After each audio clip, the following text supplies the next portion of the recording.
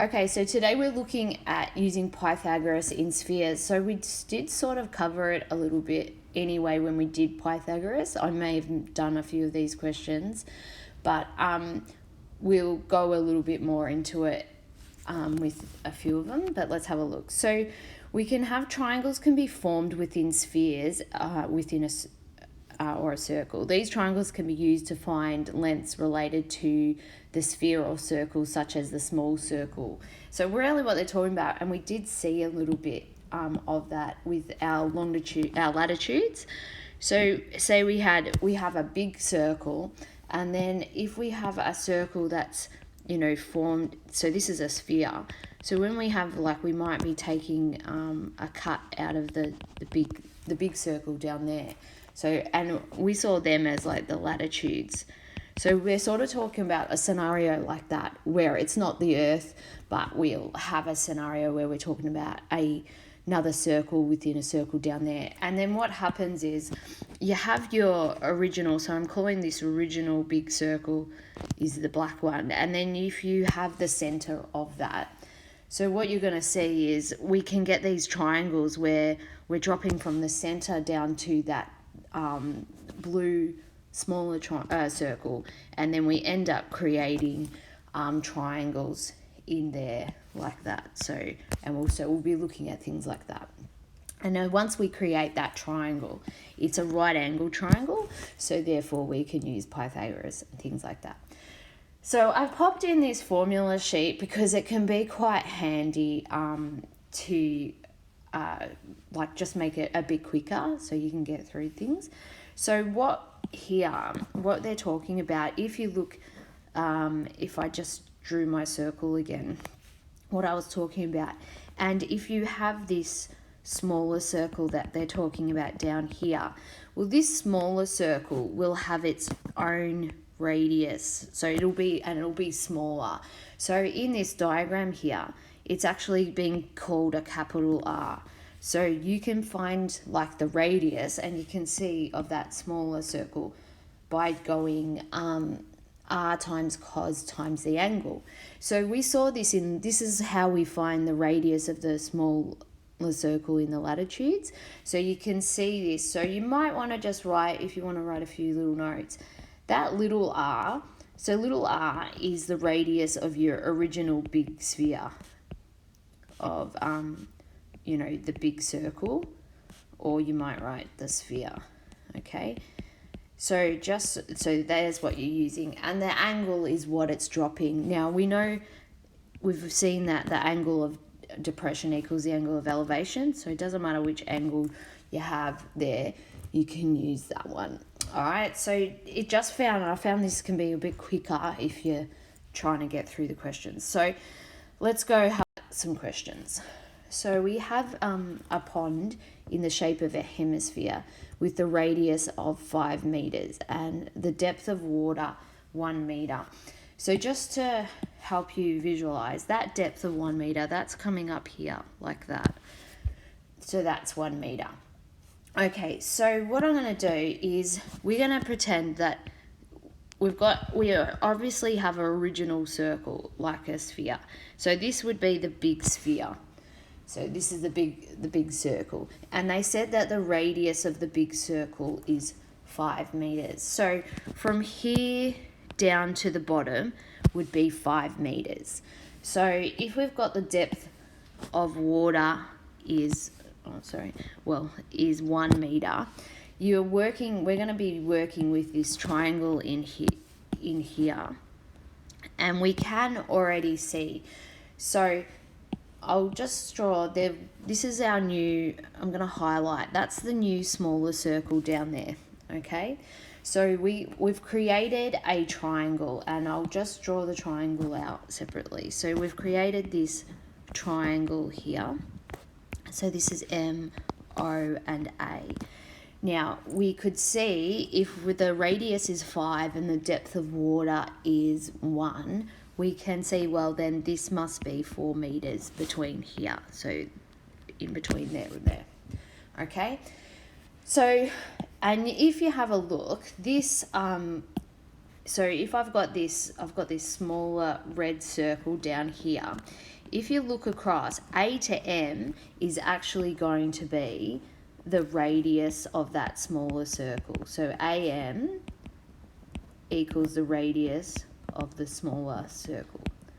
Okay, so we can see that. And now in the question, they want us to find the length of the water line. So what that means is the water line is that red circle. So it is around here.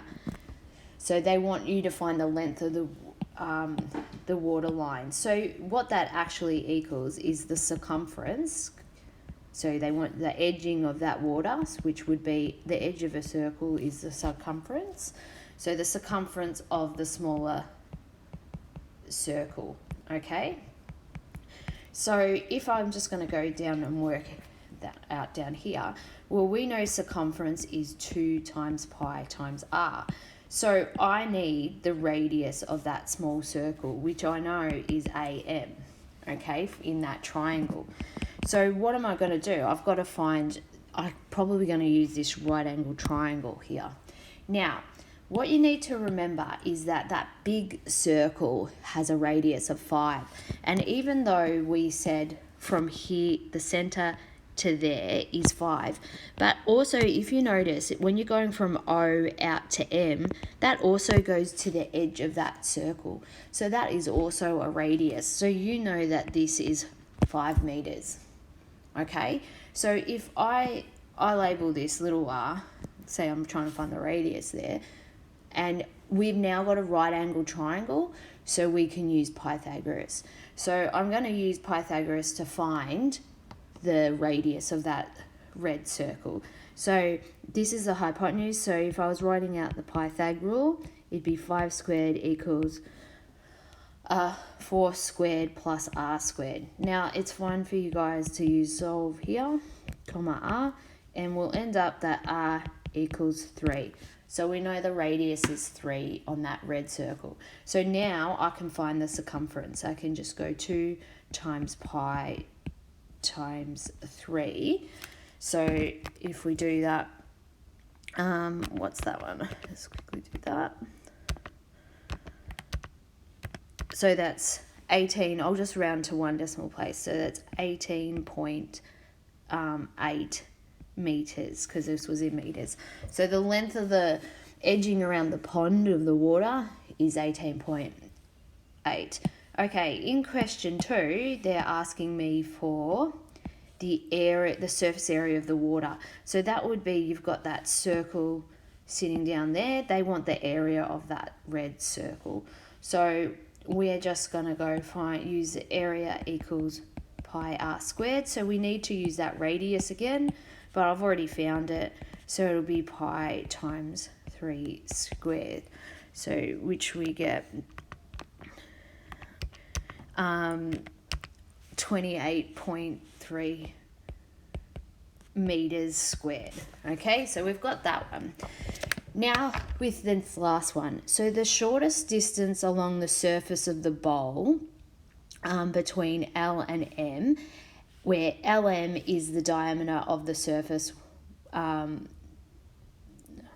water surface. Okay, so what they're saying is that across here is the diameter of that red circle. So there's L and there's M.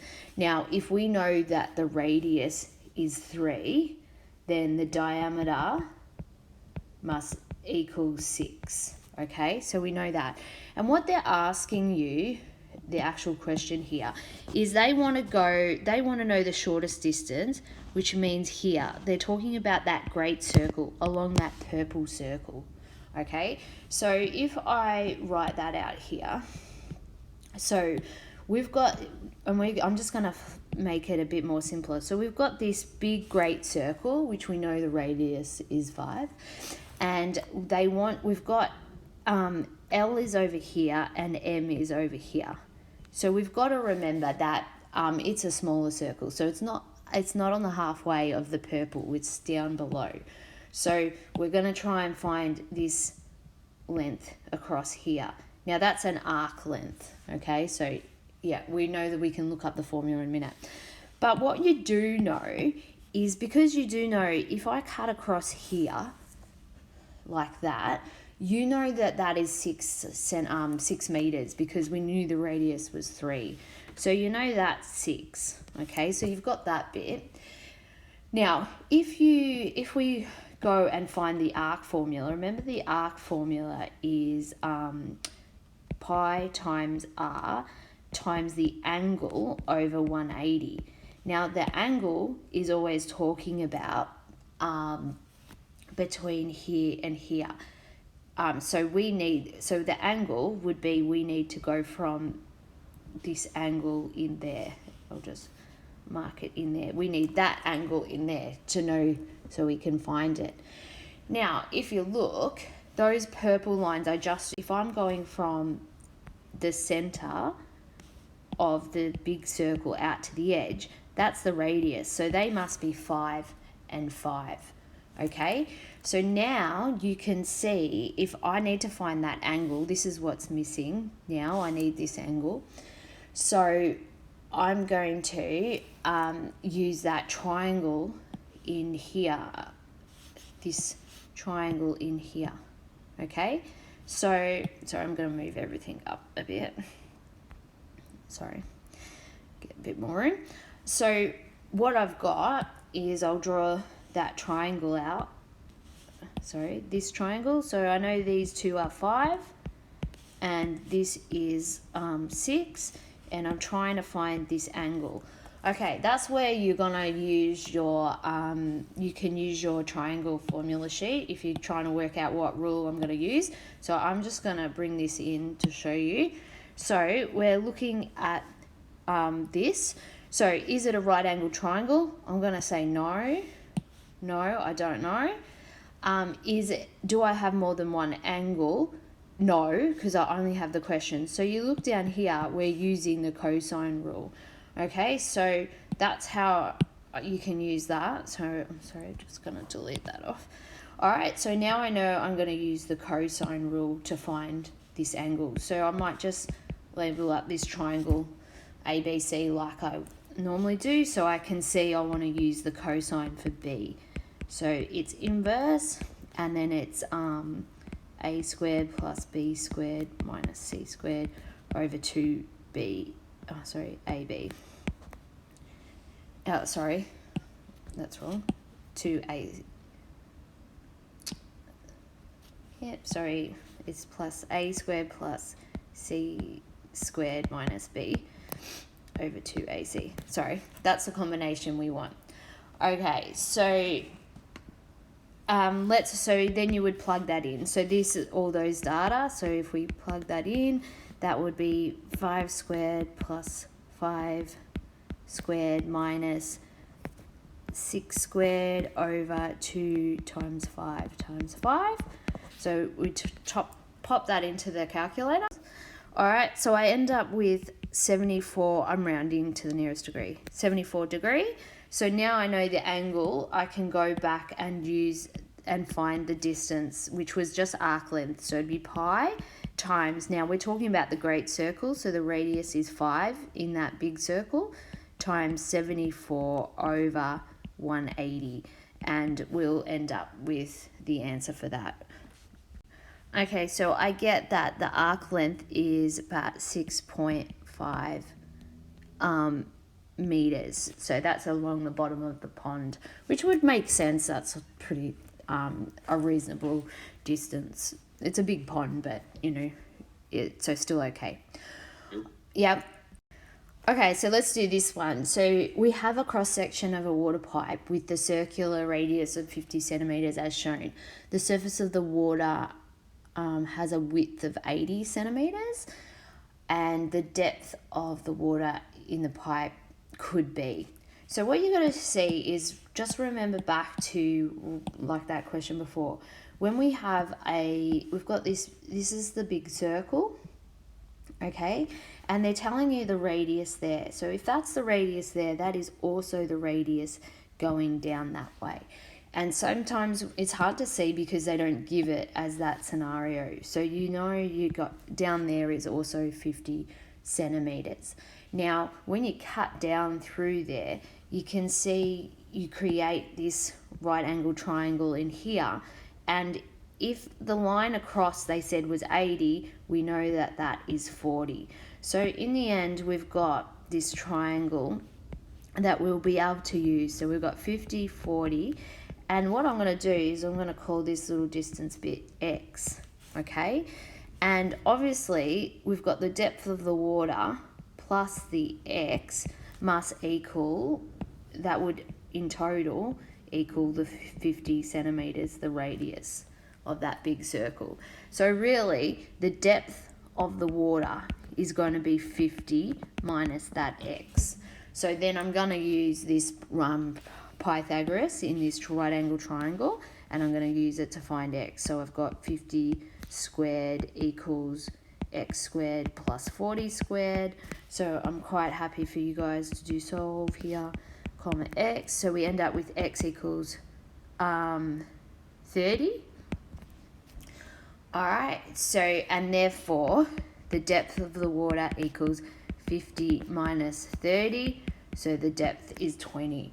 So this is question 8, so it was one of the last ones, so it's supposed to be a bit trickier.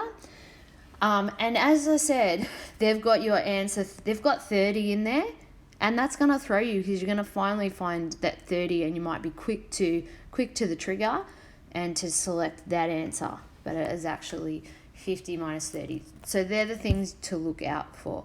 But honestly, when you get a little bit stuck with these circle questions, get the radius, and you probably generally have to draw it out to different positions so that you can see the triangles that you need. All right, let's do this one. This one's not Pythagoras, but I just wanted to do some more sphere work questions with you. So the top of a hemispherical dome will be made of glass as shown in the diagram. So they're saying that this part up here is going to be glass. Okay, all right, fair enough. All right, so you've got that bit. The glass section has a base of d meters, a diameter base, sorry, of d meters, and a height of h. The area of the base of the glass section is 1/4 of the area of the base of the dome. So what they're doing is they're giving you they're actually giving you a similar figure ratio for area. So what they're saying, you've got if you've got the little circle up here, so that this one across there, that one's area is smaller obviously than the big one. So what they're saying is they're giving you the area ratio. They're saying that if this one was 1, this one would be 4 because it's 1/4 the area of the big one. So when they say show a calculation to show that the diameter D is 10, so diameter is a length. So that means you need to go back to we need to go to the length ratio. So to get to the length ratio, remember we do the square root of those two numbers, which would be 1 to 2. So the length ratio is 1 to 2. So what that means is if you have 1/2, it should equal the same as when you have those diameters. So we know the big diameter is 20, and we don't know what the smaller ones, we do, but they want me to show how it equals 10. So then you can see, obviously this 20 is dividing. If you moved it over, it'll times. So you'd end up with 1 times 20/2 equals D. So 20/2 equals D, and so therefore you've got 10 equals D. Okay. I think that the main thing they're looking for is that this is set up, and then you show that D equals 20. Okay, 10, sorry.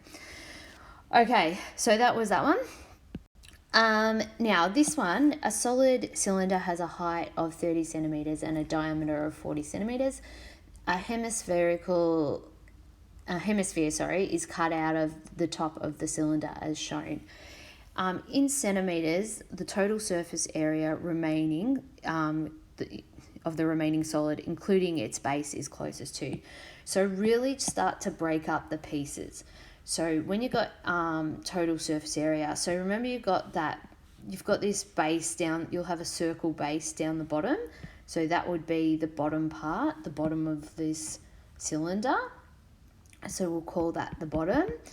And then what you've got is you've got the bit around the edge of it. So if you cut that cylinder down there, if I cut a piece, what you end up with is a long rectangle, okay? And the length of this, which would be this around here, that edge, so that ends up being the circumference part, which is 2 pi r. So then you've got times 30. So this is that middle bit. Then you've got obviously you've cut out inside it, you've got that half of that hemisphere. So here you'll have the hemisphere to add into the surface area. So then what you do is just go, so when you're trying to find total surface area, just write the formula. So area of a circle is pi r squared plus this one, which will just be 2 pi r. This is a rectangle, so it'd be length times width. There you go. And then plus a hemisphere. Now, if you look up sphere, the total surface area of a sphere is 4 pi r squared. So if you look up a hemisphere, you've got half of that. So that would be 2 pi r squared. So I'd be adding that. Okay, so then you just go adding. If you looked at the radius, if they've given us a diameter of 40, then you know the radius is 20. So you can pop all that in. So that's 20 squared plus 2 times pi times 20 times 30 plus 2 times pi times 20 squared. Okay, so you do that one all on the calc. So I get that to be 7539.8. So I get 7540.